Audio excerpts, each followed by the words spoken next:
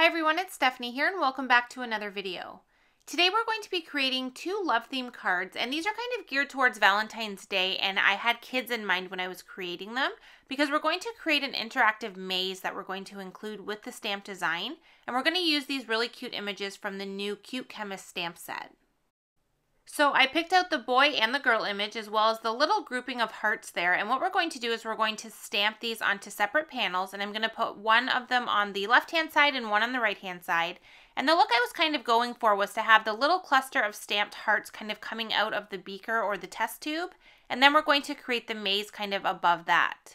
I also have the little maze spheres here that we're going to add to the game so it can actually be played by the recipient. So the card designs are going to be very similar, so I'm just going to create one on the video and then I will bring in the second one finished at the end. So we're going to do the girl one here first. So I have some Neenah Solar White 80-pound cardstock to stamp on. I have the maze spheres as well as the heart shaker pouch and the heart maze shapes. I have it in both white and red because I wasn't sure which color I would want to use. And all of these pieces are going to work together to create our finished card. So the first thing we need to do is we need to stamp out our images and color everything in. So I'm going to use my mini MISTI stamping tool to do the stamping, and I'm going to use extreme black ink to stamp out the images since I am going to be coloring them with my Copic markers. And you definitely don't need a mini MISTI to do the stamping of the images. You can just use a regular acrylic block and that will work as well. So the first thing I want to do is just kind of position everything onto my panel to make sure that I get her stamped in the area that she needs to be. I need to make sure all of the different parts are going to fit onto this panel, which measures 4 inches by 5 1/4. So once I had it kind of figured out, I got her in place. I just added her to my MISTI door, and now I'm stamping her on there with that extreme black ink. I did stamp her twice to get a really nice solid black outline, and then once I had her on there, I removed her from the MISTI and replaced her with that cluster of hearts. I put the maze back in place just for a second to make sure that was still all lining up and fitting in place, and then I went ahead and stamped this twice as well. I did the same thing with the boy since I already had all of the supplies out, so I stamped him on the right side of the panel. I added the little heart detail to this one as well, and then I'm going to set this one aside and I'll color that one after I finish with the girl card. So I did leave the Copic coloring of the girl in the video, but I am going to speed it up since it did take a little bit to do all of the coloring. But I'm just doing my normal Copic coloring here. I'm using 3 shades of brown to do her hair first.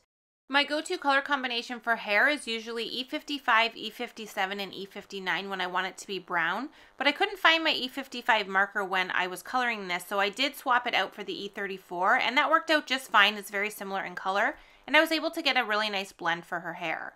So I just went back and forth until I had that how I wanted it, and I am going to use the exact same colors for the boy's hair when I do color him. For her skin, I'm using E000, E00, and E13, and I'm just kind of going back and forth between the lightest and darkest once again until I get a nice blend on her face. And then I am going to come in with an R20 once I'm done with the skin color, and I'm going to add a little bit of pink to her cheeks. I can then move on to her clothing and the little beaker that she's holding. So I did use a BG10 to add a little bit of shading to the glass area. I used some gray markers to color in her shoes. I didn't do any shading there since they are pretty small. And then I used an aqua color to color in her shirt. Now for the lab coats on both of them, I want them to appear like they're white. So I'm using some cool gray markers and I'm just adding in some shading on those just to give them a little bit of dimension, but kind of give the impression that they are actually white. For her pants, I'm using T3, T5, and T7 to do a gray color. And I am going to use the same colors on the boy image as well. And then for the hearts, I'm going in with some reds. I have R29 and R37, and I'm just going to do a little bit of shading just to give them a little bit of definition and a little bit of dimension. Once I had the hearts colored, I went in and colored in her clipboard, so I used the same aquas that I used for her shirt. I'm going to use some pinks to color in the liquid in the beaker just so it kind of has a Valentine's look. I want to keep that pink, red, and aqua kind of color combination going here. And then for the clipboard, I couldn't really decide what I wanted to do, so I came in with some purple. I wanted to add a little bit more color to the image since we did use a lot of grays, and I ended up really liking how that turned out. I'm going to finish off the coloring with a little bit of aqua on her little hair tie there, and then our colored image is complete, and we can go ahead and work on the rest of the card. Now to create the little maze part, we need to cut an opening into the card base, so I have the heart shaker window and frame die here, and this is the window portion of that die set. And I'm going to cut this directly into the panel.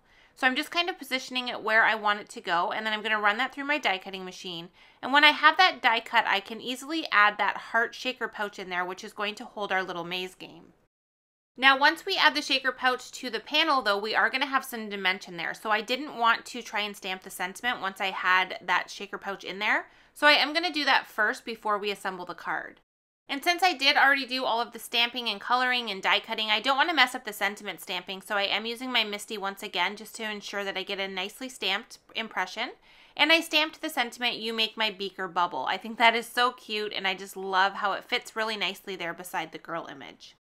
So now that all of our stamping is done, we can go ahead and assemble the interactive portion of the card.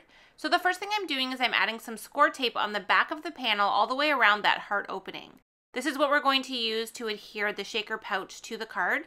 Since it has that little lip area, this is the perfect size of adhesive to adhere everything together. So once I get that adhesive backing sheet removed, I like to just put my shaker pouch right on my work surface and put the panel directly over top and then press down with my fingers to adhere that in place. So now before we stick everything in place, we need to decide what color we want the backer to be in behind the maze and what color maze we're going to use. So I decided to use the white maze, and I'm going to adhere this panel to a red card base. This is Wild Cherry.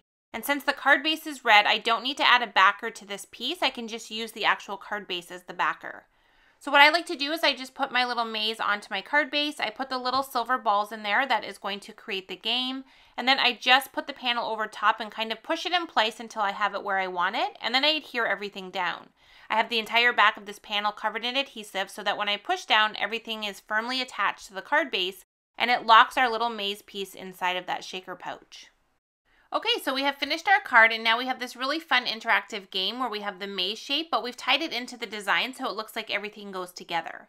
And now here's the boy version of the same card. I just switched it up and used blue raspberry as the card base.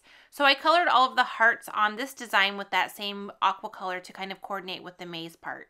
And then I did change up the color of his shirt and the colors that I used in his beaker and his test tube.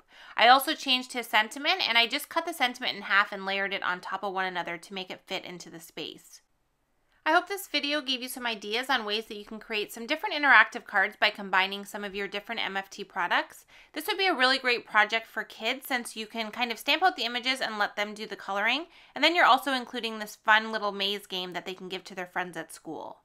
All of the supplies I've used are linked in the video description below. As always, I appreciate you being here for another video, and I hope to see you again soon. Thanks for watching.